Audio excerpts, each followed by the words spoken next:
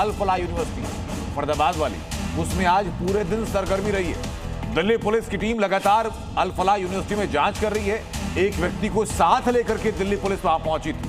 Delhi police के साथ साथ उत्तर प्रदेश पुलिस भी करीब 4 घंटे तक अल फलाह यूनिवर्सिटी के कैंपस में रही है और आज लगातार वहां पूछताछ भी हुई। आपको अपडेट दिया था कि इससे पहले 51 लोगों को चिन्हित किया गया था जिनसे पूछताछ करनी है। दिल्ली ब्लास्ट केस में कई संदिग्ध हैं जो कि अल फलाह यूनिवर्सिटी से जुड़े हुए हैं और मेरे सहयोगी अमित भारद्वाज लगातार मेरे साथ बने हुए जो कि इस पूरी इन्वेस्टिगेशन को विटनेस भी कर रहे हैं, रिपोर्ट भी कर रहे हैं। अमित, आज की अपडेट क्या रही है? देखिए, आज सुबह से ही सरगर्मियां थी और यहाँ पर कई चीज़ों की तस्दीक जो मैं आपको बता दूं कि की गई है और वहाँ पर कुछ आरोपी जो पकड़े गए थे उनमें से बताया जा रहा है, अभी सूत्रों के हवाले से खबर है कि रिजवान और शोएब के नाम के कुछ लोग थे, उनको भी बुलाया गया था। यहाँ पर कई चीज़ें ऐसी थी क्योंकि सारी एजेंसियाँ जो हैं वो जो है तसल्ली से यहाँ पर जांच कर रही हैं, एक एक चीज़ की जांच कर रही हैं और चीज़ों के बयान जो बयान दिए गए हैं उन चीज़ों के बारे में बताया गया, उनको भी पूरे तरीके से वेरीफाई किया जा रहा है। तो ये अभी पूरी कड़ी है, इसमें और भी कड़ियां अभी जुड़ेंगी, कोई चेन बीच में टूटे ना, इसलिए हर एक चीज को जो है वो रिकॉर्ड पे रखा जा रहा है, हर एक चीज को बारीकी से देखा जा रहा है। इंपॉर्टेंट हमें ये भी है कि इसमें सिर्फ दिल्ली पुलिस नहीं बल्कि इनपुट ये भी आए और आपने रिपोर्ट किया कि उत्तर प्रदेश पुलिस भी 4 घंटे तक अल फलाह यूनिवर्सिटी में गई है। अल फलाह यूनिवर्सिटी से उत्तर प्रदेश पुलिस कैसे सीधा जुड़ रही है और यूपी पुलिस के पास में कौन से इनपुट है जिनके बिना पर वो इन्वेस्टिगेट कर रही है, मैं लौटूंगा आपके पास। अमित, बड़ा शुक्रिया आपका हमको जुड़ने के लिए।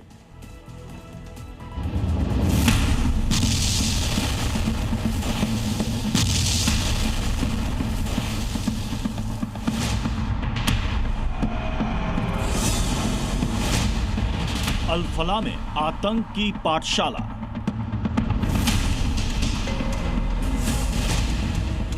अल फलाह पर 3 राज्यों की पुलिस का एक्शन।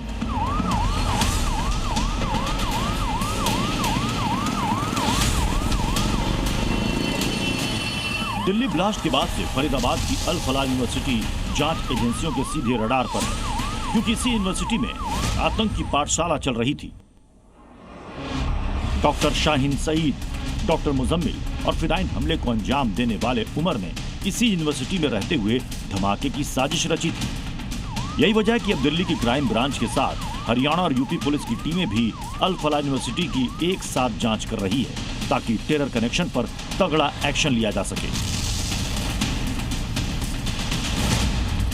3 राज्यों की पुलिस टीम अल फलाह यूनिवर्सिटी की जांच में जुटी है। दिल्ली, हरियाणा और यूपी पुलिस की टीम अल फलाह यूनिवर्सिटी पहुंची। इन टीमों ने यूनिवर्सिटी के अंदर कुछ लोगों से पूछताछ की। सूत्रों के मुताबिक यूनिवर्सिटी के अंदर कुछ कमरों की तलाशी भी ली गई। दिल्ली पुलिस की टीम में कुछ बड़े अधिकारी भी शामिल थे। दिल्ली पुलिस की टीम अपने साथ एक संदिग्ध को भी ले गई थी जिसकी निशानदेही पर वहां जांच की गई।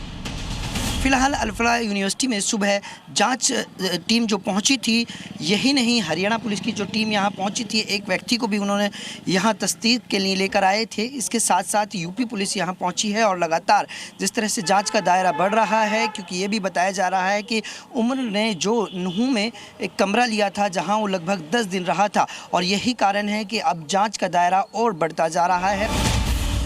अल फलाह यूनिवर्सिटी की बिल्डिंग नंबर 17 का कमरा नंबर 13 आतंकियों का गढ़ था।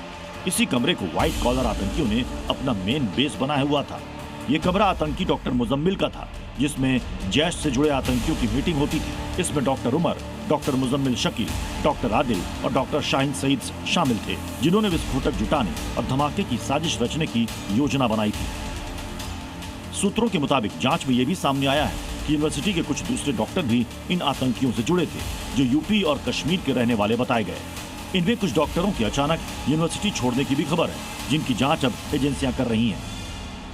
फरीदाबाद की अल फलाह यूनिवर्सिटी जहां दिल्ली ब्लास्ट की पटकथा लिखी गई थी, किस तरह से अपने नापाक इरादों को और मंसूबों को कामयाब करने के लिए इसी यूनिवर्सिटी के अंदर तमाम योजनाएं तैयार की गई थी कि किस तरह से दहशतगर्दी और आतंक फैलाया जाए। लगातार जिस तरह से इस पूरे मामले में एक के बाद एक अब परतें खुलती जा रही हैं, निश्चित तौर पर कहा जा सकता है कि आने वाले दिनों में इसमें और भी कई ऐसे खुलासे हैं जो जल्द ही सामने आएंगे।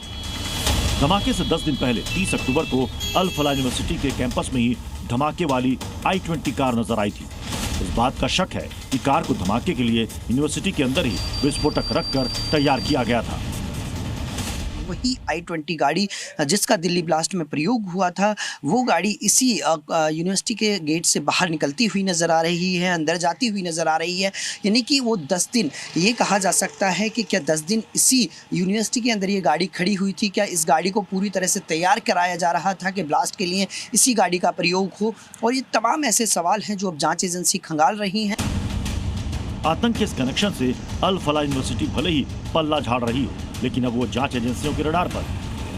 NAAC यानी national assessment and accreditation council ने अल फलाह यूनिवर्सिटी को कारण बताओ नोटिस भी जारी किया है। इस बीच आतंकी फंडिंग से जुड़े होने के शक में पुलिस और एजेंसियां यूनिवर्सिटी के फाइनेंशियल रिकॉर्ड की भी जांच कर रही है। जिस यूनिवर्सिटी के अंदर मेडिकल की पढ़ाई ना कराकर बल्कि आतंकवाद और दहशतगर्दी का पाठ पढ़ाकर लोगों को तैयार किया जा रहा था, उनका माइंड वॉश किया जा रहा था, उससे साफ है कि यूनिवर्सिटी को उन्होंने एक ऐसा केंद्र बनाया कि इसी केंद्र के मार्फत जो सरहद के पार, उस पार बैठे उनके हुक्मरान और देश के अंदर बैठे उनके जो हुक्मरान हैं, आका हैं, वो आदेश जारी करते थे और यहीं से वो योजना तैयार होती थी। और उसके बाद यही कारण रहा कि दिल्ली में किस तरह से इन आतंकवादियों ने ब्लास्ट किया। और अब जब जांच आगे बढ़ रही है तो एक के बाद एक नई परतें खुलती हुई नजर आ रही हैं। फरीदाबाद से कैमरामैन धीरेन्द्र के साथ देवेंद्र भारद्वाज, जी media. There has been a lot of debate. What is the true meaning of Dhamma or Dharma? आत्मा और परमात्मा के बीच सनातन सेवा का संबंध कायम रहेगा, इसी को कहते हैं सनातन धर्म। Whenever you believe in something, your belief system, that works and then the nature helps. Things may change in my life, but this relation will never change and no power can hinder. Why God fear? क्या हम fear की वजह से परमात्मा से प्यार करें कि नहीं तो वो दंड दे देगा हमको?